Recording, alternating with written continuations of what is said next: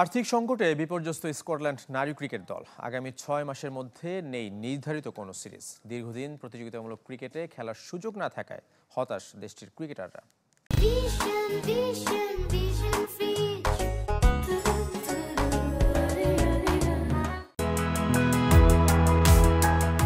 2024 টি-20 বিশ্বকাপে প্রথমবার অংশ নেয় স্কটল্যান্ড নারী দল।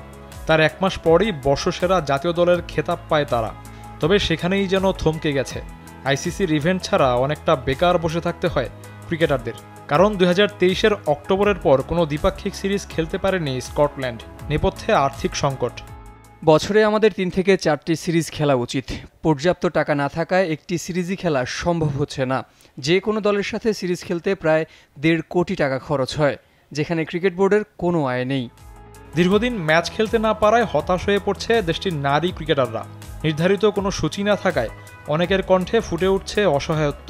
ক্রিকেট উন্নয়নে চেয়েছেন আইসিসির পূর্ণ সদস্যের দেশগুলোর সহযোগিতা। বেশ কয়েকটি দল আমাদের সাথে খেলতে চায়, কিন্তু আমরা পারছি না। এভাবে সুযোগ হাতছাড়া হচ্ছে। বিষয়টা আমাদের জন্য হতাশার। নিজেদের খুব অসহায় মনে হচ্ছে। সত্যি বলতে কেউ আর্থিক সহযোগিতা না করলে আমাদের কিছুই করার থাকবে না। আইসিসির পূর্ণ সদস্য দেশগুলো পাশে দাঁড়ালে সহযোগী দেশগুলোর ক্রিকেটের জন্য ইতিবাচক হবে। যদিও ইংলিশ ক্রিকেট বোর্ডের দাবি, স্কটল্যান্ডে খেলাটির প্রসারে তারা সহায়তা করে।